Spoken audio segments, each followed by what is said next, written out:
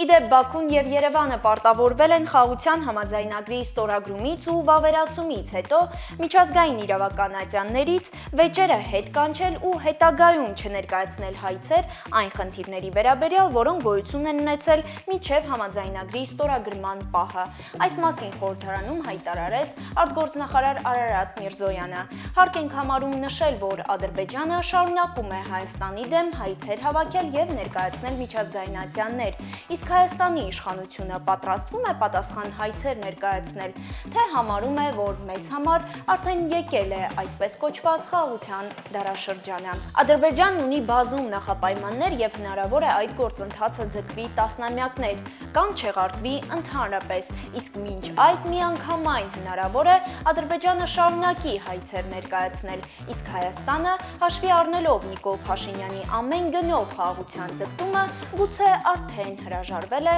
նոր հայցեր ներկայացնելուց։ Իդեպ նշենք նաև, որ անհայտ կորածների ծնողները եւ Արցախից բազմաթիվ բռնագաղթածներ հայտարարել են, որ կառավարության դեմ այդ նույն ատյաններում հայց են ներկայացնելու, եթե իրենց իրավունքները խախտեն եւ հրաժարվեն հայցերից։